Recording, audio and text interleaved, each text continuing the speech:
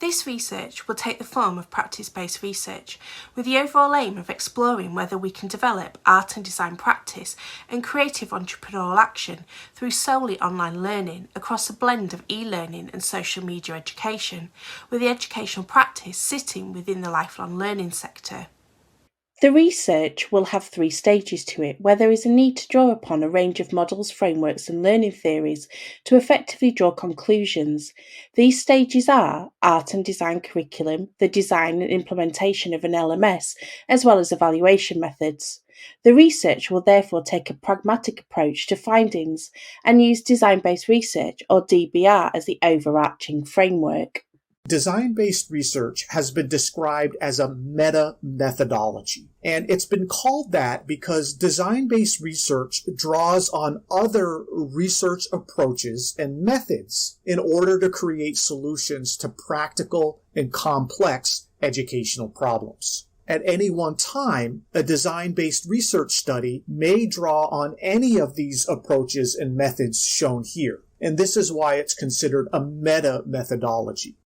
Practice will offer a practical understanding of the generation of knowledge and support a focus on real-world issues relative to the learner's own experiences.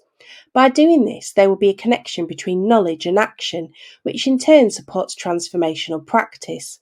DBR will be the wireframe that keep the research together, providing a structure for development, iteration, and the creation of outcomes.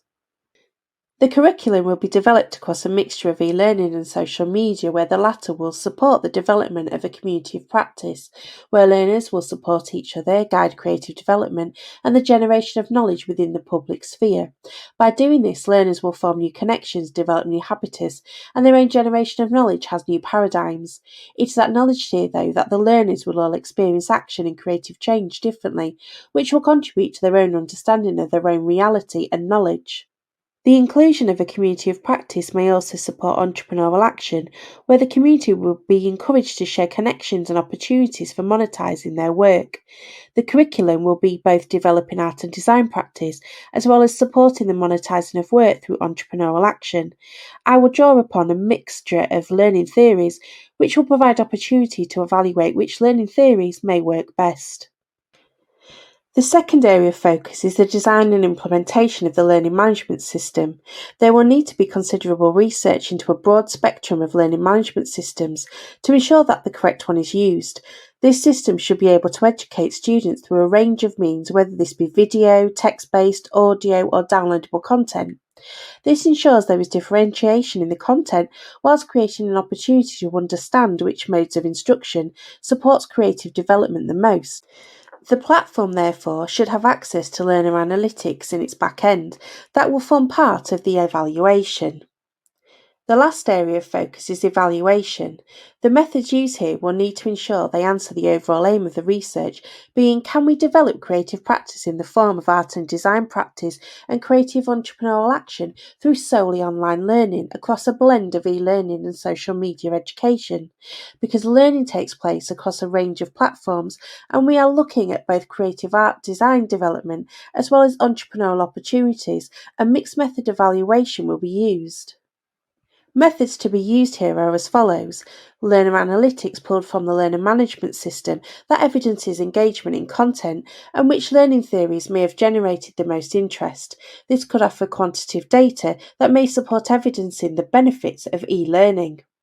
Learner diaries in the form of a simple blog where they are asked to comment following each module and give insights into their own creative journey and entrepreneurial action. Social media analytics may offer a range of insights. Firstly, it can evidence engagement in the content shared. It can evidence which learner has interacted the most or the least with the content shared, but also conversations through the community in the form of peer critique and general comments could offer valuable qualitative data around creative development and opportunity. And finally, interviewing learners at the end of the project can bring all the data together as well as fact-check information. This also gives an opportunity for the learners to showcase their work, almost like a portfolio review, and offer their personal insights from their learner journeys on what modes of instruction and learning theories work best for them, and whether teaching across a range of platforms online supports their art and design practice, and also opportunities for entrepreneurial action. This research draws upon creativity through the development of the art and design curriculum and entrepreneurial activity. Creativity is a multifaceted concept with a large body of research. Kaufman and Glavinier suggest, when observing the range of definitions on creativity together, that it can be defined as something that is new and original. Second, creativity is task appropriate. In other words, it meets the basic requirements of whatever it is attempting to do. The latter could mean something as simple as creating a sketch or a doodle on a piece of paper, through to the design of a product such as a train. Creative scholars also layer on further suggestions, such as creativity is about the creation of a product. Whatever is created should include surprise, should have the inclusion of aesthetics and authenticity, and also be of high quality. What this doesn't account for, though, are broader definitions, as well as the inclusion of what creativity means to an individual. What do we define as our own personal creativity? Lifton suggests that the art of being creative is a core human trait and therefore can be individualised to the person. When thinking about this research and the creative theories or frameworks that could be relevant to this body of research, I would suggest that they need to answer the following questions that will support the overall aim of the study. A. How do we create and be creative? B. How does the environment we are in shape creativity? And the environment for this research will be specific to the e-learning and social media. C. What are the driving factors for learners to be creative? D. What do we need to be creative on our own? E. How can we create in collaboration together, and what impact does this have on our creativity? And finally, F. Does collaboration open up opportunities for creative entrepreneurial action? I want to provide here an overview of some of the theoretical frameworks that underpin this methodology. The theory here informs the practice of the research and will help to provide evidence through a mixed method approach sitting within the design-based research framework as to whether we can develop art and design practice in creative entrepreneurial action through solely online learning across a blend of e-learning and social media education, with the educational practice sitting within the lifelong learning sector. I will introduce each model or framework in turn. Some have a focus on creativity and some are much broader, but all support the overall aim and map against the research questions. The 4Ps framework by Rose looks at 4Ps that represent person, product, process and press. The latter, press, resembles environment.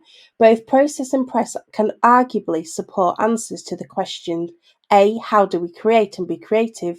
And B. How does the environment we are in shape creativity?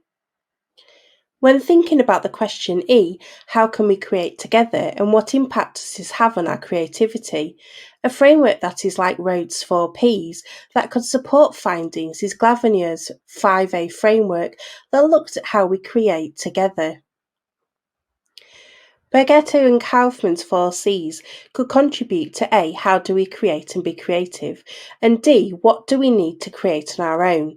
And the inclusion of this model will support the aspects of personal creativity, moving from what they coin as interpretive creativity or mini C, and enhancing creative skill set up to eminent creativity or big C. Amabile and Pratt's revised componential model of creativity that looks at how creativity can happen and what we need for it to occur.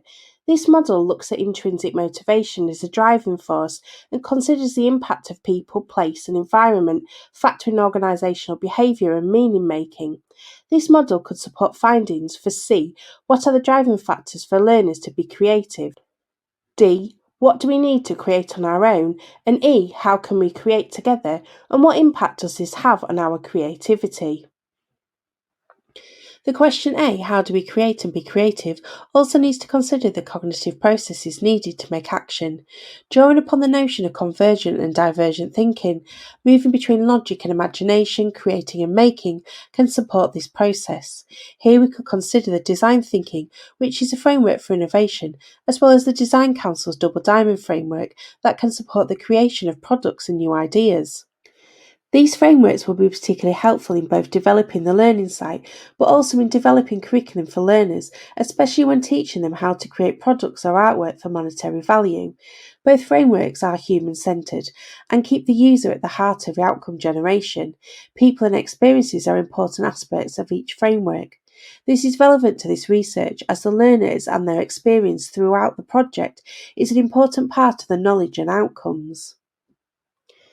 By suggesting the inclusion of creating outcomes that have monetary value or value-creating activities, we could utilise a model for entrepreneurial creativity which supports both the curriculum development as well as activities across social media, where the online communities act as incubators of creative entrepreneurial activity. Both intrinsic and extrinsic motivation is at work here, and this can support answer F. Does collaboration open up opportunities for creative entrepreneurial action? Moving away from creativity, further relevant models or frameworks that can be introduced either within the curriculum or as a basis for developing content or practice could be the community of practice by Wenger and Trainer, can act as a framework when working through social media, drawing on the learner's shared interests, providing opportunities for collaboration and joint activities, and the development of shared resources. This could support B. How does the environment we are in shape creativity? E. How can we create in collaboration together? And what impact does this have on our creativity? And F. Does collaboration open up opportunities for creative entrepreneurial action? The Universal Design for Learning Guidelines by CAST offers a framework to ensure that the content and learning design is accessible to all, is meaningful and purposeful, and sits within evidence-based practice for the online environment. It is a tool used to improve and enhance the teaching and learning experience, and although it doesn't directly relate to research questions, it can ensure that the learner is at the heart of the learning design. Next, the community of inquiry model defines how individual learning takes place within a group through the educational experience. The educational experience occurs at the intersection of cognitive, social, and teaching presence. This model could help again to develop curriculum over social media, but also support evaluation of the effectiveness where the educational experience is the overall goal. This model could support question B, how does the environment we are in shape creativity? Finally, the community member motivation model by Feverby, which has been adapted from self-determination theory, is a model that helps to engage a social audience through intrinsic and extrinsic motivation and aims to generate meaningful connections through an online community. It has similar traits to Amabile and Pratt's revised componential model of creativity and will be a useful model to re-engage a community, build trust, and convert this into action through meaningful engagement. This model could support question E, how can we create in collaboration together, and what impact does this have on our creativity? I mentioned earlier that this research will take a pragmatic approach sitting within pragmatism paradigm. Reviewing this proposal for methodology evidences that although the theories, models and frameworks, as well as the evaluation methods sit across several research paradigms, drawing upon a range of research strategies and techniques to meet the overall aim, the whatever works approach coined by the pragmatists is not clearly evident here. Instead, there has been consideration for how this research is approached, undertaken and evidenced, and so sits within a mixed method approach within a design-based research methodology that binds it together, where the generation of knowledge is both individual and shared and considers multiple realities from the learners themselves. Design-based research methodology will allow this research to iterate and find the models and theories and frameworks that work best. Equally, owing to the fact that there are numerous social media platforms, this research will only utilise two, these being Instagram and Pinterest, and the reason for this is simple, down to their visual aesthetics, where they have the ability to offer an artist a platform to showcase their work within the public domain, but also have opportunities for community through likes, shares, comments and lives. A/B testing could be utilised here to compare and evidence which platform creates art and design development and entrepreneurial action the best within its community of learners. The same curriculum will be used, but one will be Instagram and one will be Pinterest. I acknowledge here that there's limitations and risks, and participants will be different in each cohort. There'll be variables because each will bring their own experience and competency levels, so that needs to be factored in when identifying participants. But I hope that this methodology will lead to the development of the learner's art and design practice, as well as entrepreneurial activity that has been achieved singularly as well as collaboratively across online spaces.